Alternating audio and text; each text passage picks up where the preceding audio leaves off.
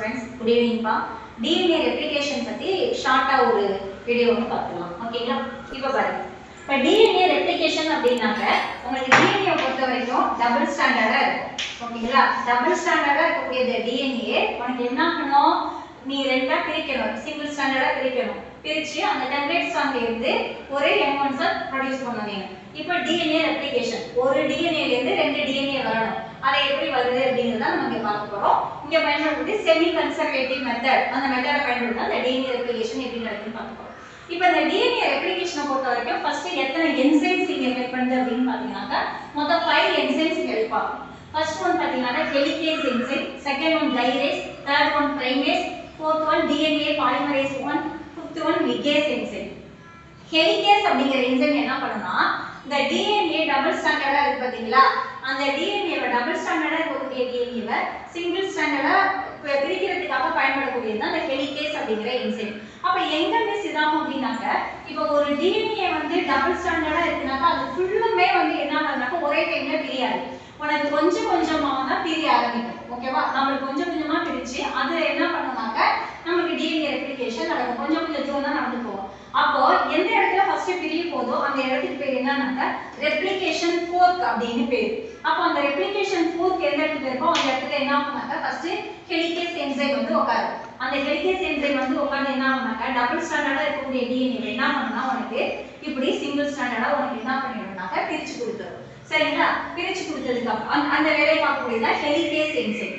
Next gyrase enzyme. இந்த gyrase என்சைமோட வேலை என்ன அப்படின்னு பாத்தீங்கன்னாக்க இப்போ நீ ரெண்டு கயிறை நல்லா முறுக்கி வச்சிருக்கீங்கன்னு வச்சுக்கலேன் அதுல கீழே கொஞ்சம் அந்த ரெண்டு இருக்கக்கூடிய கயிறை கொஞ்சம் பிரிச்சீங்கன்னாக்க மேல இருக்கக்கூடியது நல்லா சூப்பர் கயிறு மாதிரி இருக்கும். நல்லா டைட்டா முறுகி இருக்கும். ஓகேங்களா?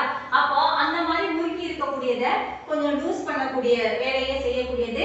ரெண்டாவது மறுபடியும் என்ன ஆகும் நீ இப்ப ரெண்டாவது பைண்ட் ஆகிருந்தா தானே பிரிச்சிருக்கீங்க அந்த பிரிச்சிருக்கிறது மறுபடியும் என்ன ஆகும் அப்படின்னு பாத்தீங்கன்னாக்க ஒன்ன பைண்ட் ஆக ஆரம்பிக்கும். அந்த மாதிரி ஒன்னோட ஒண்ணு சேராம அதை மேலும் அப்படியே பிரிச்சு வச்சு அதை மெயின்டைன் பண்ணக்கூடிய வேலையை செய்யக்கூடியதான் பிரைமேஸ் அப்படிங்கிற கைரேஸ் அப்படிங்கிற என்சைமோட வேலை. இந்த கைரேஸ் என்சைமுக்கு ஒரு பேரு டோபோஐசோமரேஸ் அப்படின்னு பேரு. ஓகேங்களா?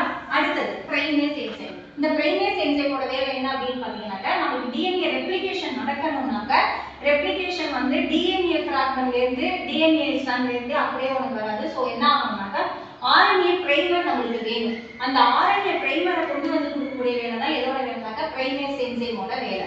அப்ப RNA பிரைமர்ல இருந்தா ஃபர்ஸ்ட் வந்து உனக்கு ரெப்ளிகேஷன் என்ன ஆகும்னாக்க ஸ்டார்ட் ஆகும். அதை கொடுக்கக்கூடியது தான் அந்த பிரைமேஸ் என்சைமோட வேலை. நெக்ஸ்ட் என்னன்னு பாத்தீங்கன்னாக்க ஃபோர்த் என்சைம் வந்து DNA polymerase 1. DNA ப்ரோகாரியோட்ஸை பொறுத்த வரைக்கும் DNA polymerase 1 2 3 இருக்குது. யூகாரியோட்ஸை பொறுத்த வரைக்கும் பாத்தீங்கன்னா alpha beta gamma and delta டி எப்சிலான் சொல்லிட்டு இருக்குது. இங்க வந்து பாத்தீங்கன்னா DNA polymerase 1 அந்த என்சைம் எதுக்கு பயன்படுதுன்னா எலாங்கேஷனுக்கு. இந்த DNA ஃபிராக்மென்ட் உங்களுக்கு அடுத்த ஸ்ட்ராண்ட் உண்டாகுது பாத்தீங்களா லீடிங் ஸ்ட்ராண்ட் உண்டாகுது பாத்தீங்களா இந்த ஸ்ட்ராண்டை உனக்கு எக்ஸ்டென்ஷன் பண்ணி கொடுக்கணும் அப்படினாக்க யாருக்கு தேவைன்னா DNA polymerase 1 தேவை. ஓகேவா? DNA polymerase பெருக்கமடைய செய்தல் அந்த DNA ஃபிராக்மென்ட்டை உனக்கு மேலும் பெருக்கமடைய செய்வதற்காக DNA polymerase 1 தேவைப்படுது. Next ligase enzyme. இந்த லிகேஸ் என்சைம் எதுக்கு பயன்படுதுனாக்க லீடிங் ஸ்ட்ராண்ட் கண்டினியூஸா ஃபார்ம் ஆயிடும். டிஸ்கண்டினியூஸா ஃபார்ம் ஆகிறது யாருன்னு பாத்தீங்கன்னாக்க லாகிங் ஸ்ட்ராண்ட் டிஸ்கண்டினியூஸா ஃபார்ம் ஆயிடும். அது எப்படிங்கறத சொல்றேன். பட் இதுல இருக்கக்கூடிய இந்த ஃபிராக்மெண்ட்ஸ் எல்லாம் இருக்கு பாத்தீங்களா ஃபிராக்மெண்டா ஃபார்ம் ஆயிருக்கு பாத்தீங்களா இந்த ஃபிராக்மெண்ட் எல்லாத்தையும் இந்த நியூக்ளியோடைட் எல்லாத்தையும் ஜாயின் பண்ணி விடுறதுக்காக பயன்படக்கூடியது தான் இந்த ligase enzyme. Paste molecular paste அப்படின்னு சொல்லுவோம். ஓகேங்களா? சோ அதுக்காக பயன்படக்கூடியது தான் இந்த லிகேஸ் என்சைம். ஓகேவா? இப்போ ஃபர்ஸ்ட் எப்படி ரெப்ளிகேஷன் நடக்குது அப்படிங்கறத பார்ப்போம். இந்த ஹெலிகேஸ் என்சைம் என்ன பண்ணுனாக்க ரெப்ளிகேஷன் ஃபோர்க் அப்படிங்கிற இடத்துல வந்து என்ன பண்ணுனாக்க இந்த வைண்டா இருக்கக்கூடிய இந்த DNA வை என்ன இருக்கும் டபுள் ஸ்டாண்டர்டா இருக்கக்கூடிய சிங்கிள் ஸ்டாண்டர்டா என்ன பண்ணுனாக்க பிரிக்கும். பிரிச்சதும் என்ன ஆகும்னாக்க உனக்கு இந்த பிரைமேஸ் அப்படிங்கிற என்சைம் என்ன பண்ணுனா RNA பிரைமரை கொண்டு வந்து கொடுக்கும். இப்போ பிரிச்சிருக்கும் போது பாருங்க இந்த டெம்ப்ளேட் என்ன ஃப்ரேம்ல இருக்கு 5 பிரைம் டு 3 பிரைம்ல இருக்கு. அடுத்து பாருங்க 3 பிரைம் டு 5 பிரைம்ல இருக்கு. இப்போ ஃபர்ஸ்ட் இங்க என்ன இருக்கு 3 பிரைம் இருக்கு. எப்பவுமே RNA பிரைமர் எந்த டாஷ்ல உட்காருனாக்க 3 டாஷ் எண்ட்ல தான் உட்காரும். அங்க இருந்து தான் ஸ்டார்ட் ஆகி போகணும். புதுசா பழசு பாத்தீங்கன்னாக்க அதாவது பேரண்ட் ஸ்டாண்ட் டெம்ப்ளேட் ஸ்டாண்ட் வந்து 3 டாஷ் டு 5 டாஷா இருக்கணும். நியூவா உருவாகக்கூடிய ஸ்டாண்ட் எப்படி இருக்கும்னாக்க 5 டாஷ் டு 3 டாஷ்ல தான் ஃபார்ம் ஆகி வரணும். ஓகேங்களா? இந்த அதுல தான் நமக்கு ஃபார்ம் ஆகணும். இப்போ இங்க என்ன இருக்கு 3 டாஷ் இருக்கு. 3 டாஷ் எண்ட்ல யார் வந்து உட்கார்ந்தா RNA பிரைமர் வந்தாச்சு. இந்த RNA பிரைமர் யார் கொடுத்துட்டாங்க எதோட நியூக்ளியோடைடு இங்க இருக்கக்கூடியது டெம்ப்ளேட்ல இருக்கக்கூடியது டிஆக்சி ரிபோ நியூக்ளியோடைடு ஓகேவா அதோட நியூக்ளியோடைடு இங்க இருக்கக்கூடியது என்னதுன்னு பாத்தீங்கன்னாக்க ரிபோ நியூக்ளியோடைடு ஆர்என்ஏவோட நியூக்ளியோடைடு தான் இங்க இருக்குது ஓகேவா சோ இப்போ என்ன ஆயிடும் இப்போ இதுல என்ன இருக்குன்னு பாத்தீங்கன்னாக்க அடினைன் இருக்கும் தைமின் இருக்குது குவானைன் இருக்கு சைட்டோசின் இருக்குது அடுத்து பாத்தீங்கன்னாக்க என்னது சைட்டோசின் இருக்குது குவானைன் இருக்கு இந்த மாதிரி நியூக்ளியோடைட்ஸ் கண்டினியூஸா இருக்கும் ஓகேவா இப்போ இங்க அதுக்கான காம்ப்ளிமெண்டரி ஸ்ட்ராண்ட் வருது பாத்தீங்களா அந்த காம்ப்ளிமெண்டரி ஸ்ட்ராண்ட் பாத்தீங்கன்னாக்க இதுக்கு ஆப்போசிட்டான நியூக்ளியோடைட்ஸ் இங்க ஃபார்ம் பண்ணும் இப்போ ஃபர்ஸ்ட் வந்திருக்கக்கூடிய ஆர்என்ஏ பிரைமர் எது ரிபோ நியூக்ளியோடைடோட நியூக்ளியோடைட் இது இங்க இது வந்ததும் இங்க பிரைமேஸ் கொண்டாடி இத விட்டதும் இதுல இருந்து என்ன பண்ணாக்க கண்டினியூஸா என்ன பண்ணனும் பாத்தீங்கன்னாக்க டிஎன்ஏ பாலிமரேஸ் வந்து இதுக்கு இந்த இங்க டெம்ப்ளேட் ஸ்ட்ராண்ட்ல இருக்கக்கூடிய நியூக்ளியோடைடுக்கு காம்ப்ளிமெண்டரி நியூக்ளியோடைடை என்ன பண்ணாக்க ஃபார்ம் பண்ணி கொண்டு போகும் அது எப்படி ஆகும்னா பாத்தீங்கன்னா கண்டினியூஸா ஒரே நேரத்துல ஃபுல்லா ஃபார்ம் ஆகாது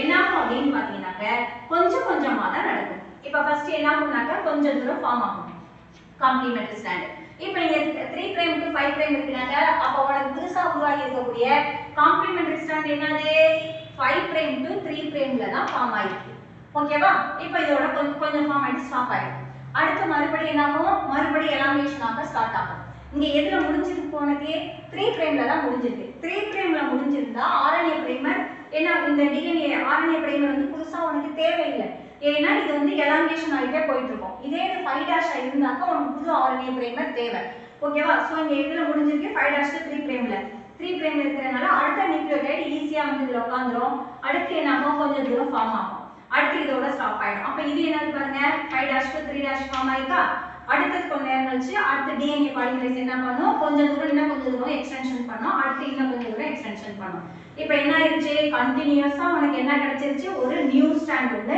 கிடைச்சிருச்சு இது என்ன ஃப்ரேம்ல இருக்கு உனக்கு 5 டாஷ் டு 3 டாஷ் ஃப்ரேம்ல கிடைச்சிருக்கு ஓகேவா இப்போ ஒரு டெம்ப்ளேட்ல இருந்து நியூ ஸ்ட்ராண்ட் ஒன்னு ஃபார்ம் ஆயிருச்சு காம்ப்ளிமெண்டரி ஸ்ட்ராண்ட் ஃபார்ம் ஆயிருச்சு இப்போ அடுத்து என்ன பண்ணும் ஆப்போசிட் இந்த டெம்ப்ளேட்டுக்கு ஃபார்ம் ஆகும் என்ன ஃப்ரேம்ல இருக்கு பாருங்க இது இங்க இருந்து போகுதுன்னா இது எப்பவுமே இப்படி தான் ஃபார்ம் ஆகி வரும் ஓகேவா ஏன்னா இங்க பாருங்க 3 டாஷ் டு 5 டாஷ் தானே அப்ப இங்க எங்க இருக்குது இங்க இருந்து 3 டாஷ் டு 5 டாஷ் இதுல தான் ஃபார்ம் ஆகி வரும் ஏன்னா இது 3 டாஷ் டு 5 டாஷ்னா உனக்கு எப்பவும் புதுசா உருவாக்கக்கூடிய காம்ப்ளிமெண்டரி ஸ்ட்ராண்ட் எப்படி தான் வரணும் உனக்கு 5 பிரைம் டு 3 பிரைம்ல தான் உனக்கு புதுசா உருவாக்கக்கூடிய காம்ப்ளிமெண்டரி ஸ்ட்ராண்ட் இருக்கணும் இப்போ என்ன ஆகும் அப்படின்னு பாத்தீங்கன்னாக்க உனக்கு இப்போ இங்க இருந்து உட்கார்ந்துன்னு வச்சுக்கோங்க இப்போ இந்த சைடால தான் உனக்கு வரணும் அப்படிங்கும் பொழுது ஆர்என்ஏ பிரைமர் வந்து இந்த இடத்துல வந்து உட்காருது ஓகேவா ஆர்என்ஏ பிரைமர் இங்க உட்காரும் பொழுது என்ன பண்ணா இது நகர்ந்து போக வேண்டியது உனக்கு இந்த ஸ்ட்ராண்ட் வந்து அப்படியே நகர்ந்து வந்துட்டே இருக்கும் ஓகேவா இது நகர்ந்து போயிட்டே இருக்கும் இப்போ ஆர்என்ஏ பிரைமர் இப்போ இங்க 3 டாஷ் டு 5 டாஷ்னா 3 டாஷ் வந்து இங்க உட்கார்ந்துருச்சு ஆர்என்ஏ பிரைமர் உட்கார்ந்துருச்சு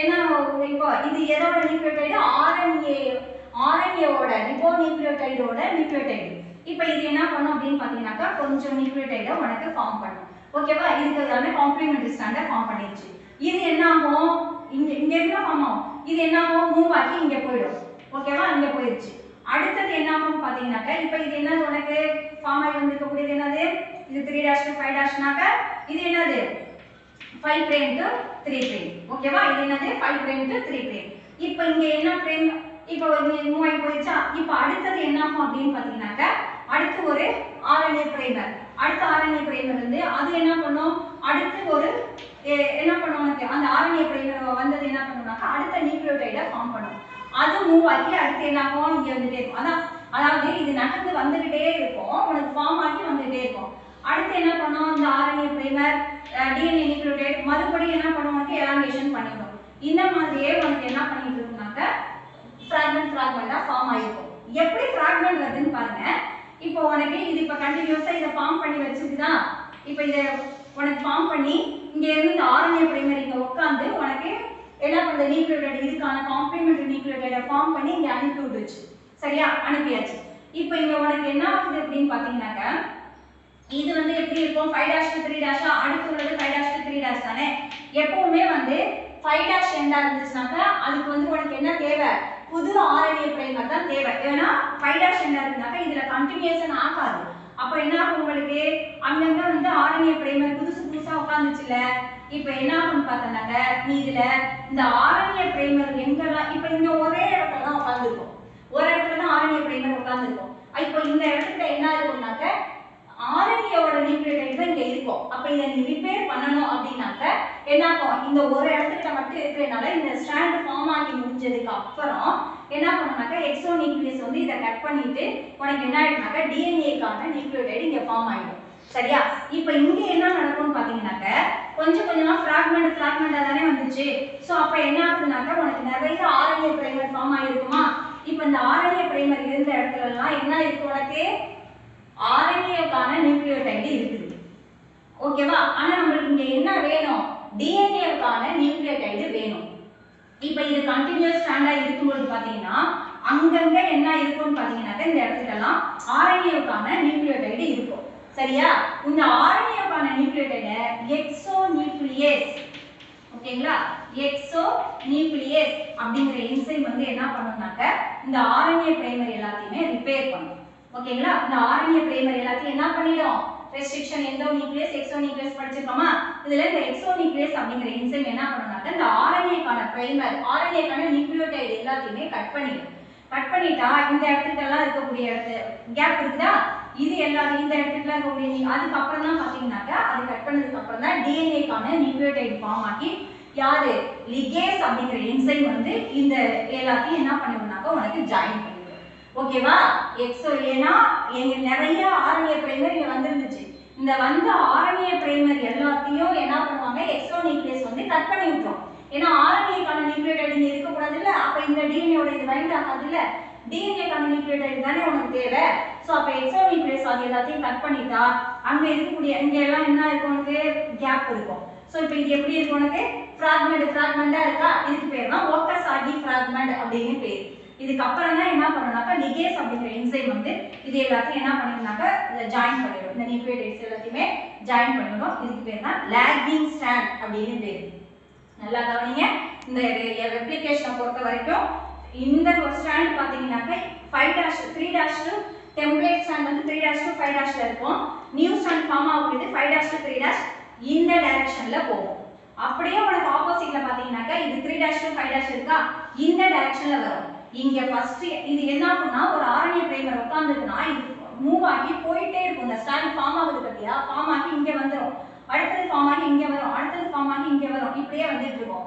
அடுத்து இப்படி வரும்போது நிறைய RNA பிரைமர் வந்து வருதுல ஒண்ணு. ஏன்னா 5' எண்ட்ல வந்து அடுத்த நியூக்ளியோடைடு கண்டினியூஸா ஃபார்ம் ஆகாது. 5' எண்ட் இருந்தா RNA பிரைமர் வேணும், 3' எண்ட் இருந்தா மட்டும்தான் அடுத்த நியூக்ளியோடைடு கண்டினியூஸா ஃபார்ம் ஆகும். 5' எண்ட் இருந்துச்சுனாக்க அதுல வந்து நியூக்ளியோடைடு கண்டினியூஸா ஃபார்ம் ஆகுது. சோ புது RNA பிரைமர் உனக்கு தேவை. அப்ப இங்க நிறைய RNA பிரைமர் வந்ததுனால அந்த இடத்துல இருக்கக்கூடிய ரிபோசோமல் DNA-யோட ரிபோசோமல் RNA-வோட நியூக்ளியோடைடு எல்லாத்தையும் எக்ஸோ நியூக்ளியஸ் என்சைம் கட் பண்ணி விட்டுட்டு ஃபிராக்மெண்டா இருக்கக்கூடிய இடத்துல லிகேஸ் அப்படிங்கிற என்சைம் வந்து ஃபுல்லா கம்ப்ளீட்டா ஜாயின் பண்ணிட்டோம். சோ உனக்கு என்ன ஸ்ட்ராண்ட் கிடைச்சிருக்குனாக்க லாகிங் ஸ்ட்ராண்ட். ஓகேவா? இது இந்த டைரக்ஷன்ல போகும், இது இந்த டைரக்ஷன்ல போகும். சோ இப்போ என்ன ஆயிடும், இது ரெண்டும் ஒரு DNA-வா பைண்ட் ஆயிடும். ஓகேங்களா? அடுத்தது அது ரெண்டும் ஒரு DNA-வா உனக்கு பைண்ட் ஆயிடும். சோ ஒரு DNA இருந்து உனக்கு 2 DNA கிடைச்சிருச்சு. இதுதான் DNA ரெப்ளிகேஷன். Thank you.